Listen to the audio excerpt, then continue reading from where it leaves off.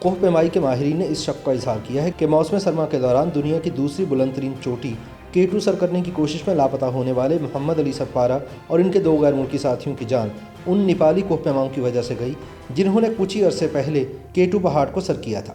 ماہرین کا کہنا ہے کہ فکس لائن یا رسی جس کے ذریعے K2 کی چوٹی تک پہنچا جانا تھا اسے لگانے کی ذمہ داری 16 جنوری کو K2 سر کرنے والی نیپالی کوہ پیما ٹیم کے ذمہ تھی۔ اب اس خدشے کا اظہار کیا جا رہا ہے کہ انہوں نے اپنا مشن مکمل کرنے کے بعد رسی اتار پھینکی تھی تاکہ ان کے بعد موسم سرما میں K2 کو سر کرنے کا اعزاز کوئی اور اپنے نام نہ کر پائے۔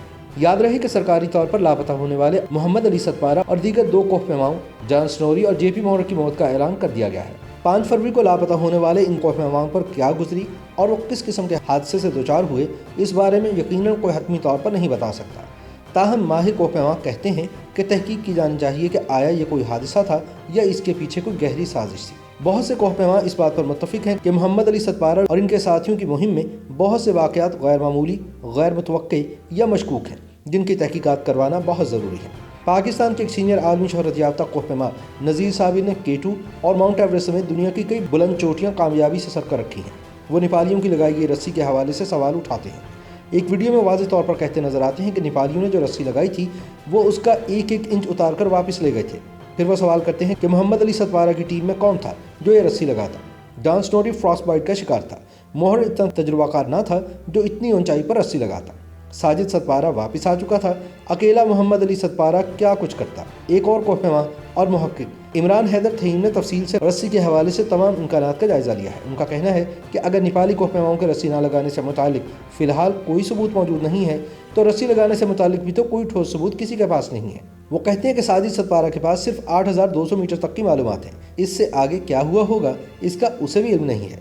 سوال یہ ہے کہ کیا نیپالیوں کے اس دعوے کو منوعاً تسلیم کر لینا چاہیے کہ انہوں نے رسی لگائی تھی۔ عمران حیدر کہتے ہیں کہ جتنے بھی بڑے پہاڑ ہیں ان پر ساز و سامان کے استعمال کے بغیر کوہ پیمائی ناممکن ہے۔ سب سے پہلے کوہ پیماؤں کی حفاظت کے لیے بیس کیمپ سے چوٹی تک مختلف ٹکڑوں میں مضبوط رسیاں لگائی جاتی ہیں۔ یہ کہا جا سکتا ہے کہ کوہ پیما کی لائف لائن رسی لگا کر بنائی جانے والی ایک فکس لائن ہوتی ہے۔ پہاڑ کی اونچائی کو مد نظر رکھ کر ایک کیمپ سائٹ سے دوسری کیمپ سائٹ تک نہایت مضبوطی سے ایک فکس لائن لگائی جاتی ہے جس پر حفاظت کے ساتھ کوہ پیما چڑھائی کرتے ہیں۔ یہ فکس لائن منجھے ہوئے کوہ پیما لگاتے ہیں جنہیں لیڈ کلائمر کہا جاتا ہے۔ انہوں نے اس کام کے خصوصی کورسز کر رکھے ہوتے ہیں۔ K2 جیسے مشکل اور خونی پہاڑ کی مہم جوئی کرنے والے تقریباً تمام کوہ پیما لازمی طور پر اتنے تربیت یافتہ ہوتے ہیں کہ وہ ضرورت پڑنے پر فکس لائن خود لگانے کے ماہر ہوتے ہیں۔ ماؤنٹ ایوریسٹ پر کوئی اور غیر تربیت یافتہ کوہ پیما بھی محض فٹنس کے بل پر کلائمبنگ کر سکتا ہے، لیکن K2 پر ایسا ہرگز ممکن نہیں اور صرف تربیت یافتہ کوہ پیما ہی یہاں کامیاب ہوتا ہے۔ اس سال K2 پر آئی ہوئی ٹیموں میں سب سے پہلے جان سنوری اور محمد علی ستپارہ کی ٹیم نے ایڈوانس بیس کیمپ یعنی 5300 میٹر سے کیمپ 3 یعنی 7300 میٹر تک 5 دسمبر سے 13 جنوری کے درمیان رسی لگائی اور اسی دوران خود کو موسم اور اونچائی سے بھی ہم آہنگ کرتے رہے۔ نامعلوم وجوہات کی بنا پر جان سنوری نے 14 جنوری کی پہلی ویدر ونڈو یعنی بہتر موسم کو استعمال نہیں کیا اور چوٹی کی جانب آگے نہیں بڑھے، جبکہ نیپالی ٹیم نے اس موقع سے فائدہ اٹھا کر 16 جنوری کو چوٹی سر کر کے ریکارڈ بنا لیا تھا۔ فکس لائن کی تنصیب کا جائزہ لیں تو دستیاب معلومات کے مطابق ایڈوانس بیس کیمپ سے کیمپ 3 تک محمد علی ستپارہ کی لگائی ہوئی فکس لائن کو باقی تمام نیپالی کوہ پیماؤں نے استعمال کیا، جبکہ وہاں 7300 میٹر سے آگے 8611 میٹر یعنی K2 کی چوٹی تک جتنی بھی فکس لائن لگانی تھی اسے نیپالی شرپاؤں نے اپنے ذمہ لیا تھا۔ تمام 10 شرپاؤں نے اپنے اپنے حصہ تقسیم کر لیے تھے۔ اس ضمن میں یقیناً سب کوہ پیماؤں کی باہمی رضامندی شامل ہوگی۔ عمران حیدر کہتے ہیں کہ مجھے قوی یقین ہے کہ نیپالی شرپاؤں نے علی ستپارہ کی لگائی ہوئی فکس لائن جان سنوری سے یہ کہہ کر استعمال کی ہوگی کہ کیمپ 3 سے آگے جو فکس لائن ہم لگائیں گے وہ آپ بھی استعمال کر سکتے ہیں، لہٰذا فکس لائن کے معاملے میں یہ باہمی تعاون زبانی طور پر طے کیا گیا ہوگا۔ جبھی تو جان سنوری نے ایک مرتبہ بات چیت کے دوران بتایا تھا کہ ڈیتھ زون کے لیے مجھ سے نیپالی شورما نمزائی نے 700 میٹر رسی لی تھی اور ہم وہی فکس لائن استعمال کریں گے۔ اب چونکہ جان سنوری ٹیم ڈیتھ زون میں لاپتہ ہوئی ہے لہٰذا یہ بات واضح ہے کہ وہ نیپالیوں کی لگائی ہوئی فکس لائن کے رحم و کرم پر ہی تھے۔ یہ بات تو طے ہے کہ کیمپ 3 سے باٹل نیک تک لازمی فکس لائن لگی ہوئی تھی، کیونکہ اگر نہ لگی ہوتی تو ساجد ستپارہ بتا دیتے کہ رسی نہیں لگی تھی۔ انہوں نے اس بات کی تصدیق کر دی ہے کہ کیمپ 3 سے 8200 میٹر تک جہاں پر وہ محمد علی ستپارہ ٹیم کو چھوڑ کر واپس آ گئے تھے فکس لائن موجود تھی۔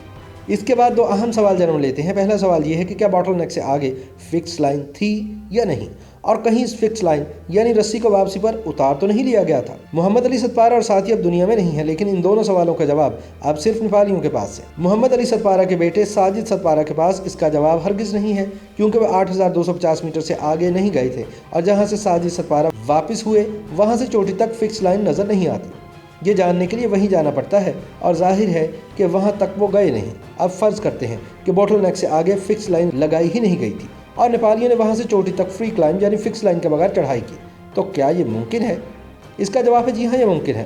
بعض اوقات بوٹل نیک سے اوپر تازہ برف یا پاؤڈر سنو موجود ہوتی ہے جس پر چڑھنا آسان ہوتا ہے۔ تجربہ کار کوہ پیما وہاں سے بغیر فکس لائن کے نکل جاتے ہیں، لیکن ایسا بہت کم ہوتا ہے کیونکہ عموماً اس مقام پر بلو آئس یعنی پکی برف ہوتی ہے جس پر پاؤں مشکل سے ٹکتے ہیں، لہٰذا پھسلنے سے بچنے کے لیے فکس لائن ضروری ہوتی ہے۔ امکان یہ بھی ہے کہ 16 جنوری کو جب نیپالیوں نے چوٹی سر کی تو انہیں وہاں نرم برف ملی، چنانچہ انہوں نے فکس لائن نہیں لگائی۔ اب ان دو باتوں میں سے صرف ایک بات سچ ہو سکتی ہے کہ نیپالیوں نے بوٹل نیک سے آگے فکس لائن لگائی ہی نہیں، یا پھر پاکستانی کوہ پیما نذیر صابر کی یہ بات درست ہے کہ نیپالیوں نے عارضی طور پر رسی لگائی جسے وہ واپسی پر اتار کر اپنے ساتھ لے گئے، اور یہ بات محمد علی ستپارہ کی ٹیم کو نہیں بتائی، حالانکہ رسی انہی سے لی گئی تھی اور وہ کیمپ 4 تک محمد علی ستپارہ کی فکس لائن استعمال کر چکے تھے۔ ان کی یہ بددیانتی ایک جرم بن چکی ہے جس میں 3 تجربہ کار کوہ پیما اپنی جان گنوا بیٹھے ہیں، لہٰذا اس حوالے سے نیپالیوں سے پوچھ گچھ کرنا ضروری ہے۔ اب اس صورتحال میں یہی لگتا ہے کہ جب محمد علی ستپارہ اور جان سٹوری کی ٹیم وہاں پہنچی، انہیں مجبوراً رسی کے بغیر فری کلائمب کرنا پڑی اور اس کے نتیجے میں امکان ہے کہ وہ پھسل کر گر گئے۔ اس امکان کو اس بات سے بھی تقویت ملتی ہے کہ جب بوٹل نیک سیکشن پر ٹیم پہنچی تو یقیناً محمد علی ستپارہ ٹیم کی قیادت کر رہے ہوں گے اور انہوں نے اس انتہائی خطرناک صورتحال کو بھانپ لیا، اور دوسری جانب ساجد ستپارہ پہلے ہی آکسیجن کی کمی کے باعث ذہنی کیفیت کے زیر اثر تھے اور ان کا آکسیجن سلنڈر بھی کام نہیں کر رہا تھا، تو محمد علی ستپارہ نے بیٹے کی حفاظت کے پیش نظر اسے واپس بھیج دیا۔ باپ کے حکم پر ساجد ستپارہ نے واپسی شروع کر دی اور کیمپ 3 پر پہنچ کر جب ان کی طبیعت بہتر ہوئی تو انہوں نے نیچے بیس کیمپ پر رابطہ کیا۔ ان تمام مفروضات کے حق میں فی الحال کوئی ٹھوس ثبوت کسی کے پاس نہیں ہے، لیکن اگر اس حوالے سے باقاعدہ فیکٹ فائنڈنگ انکوائری کی جائے تو حقائق سامنے آ سکتے ہیں، اور حقائق کو سامنے لانا بہت ضروری ہے۔ YouTube پر گوگلی نیوز دیکھنے کے لیے youtube.com کی سرچ بار میں googly news T V type کریں۔ گوگلی نیوز کے پیج پر سرخ رنگ کے سبسکرپشن والے بٹن پر کلک کرنا نہ بھولیے۔ YouTube پیج پر اپلوڈ ہونے والی ویڈیوز سے باخبر رہنے کے لیے بیل آئیکن پر کلک کیجیے۔ آپ کو ہر نئی ویڈیو کے بارے میں نوٹیفیکیشن موصول ہو جائے گا۔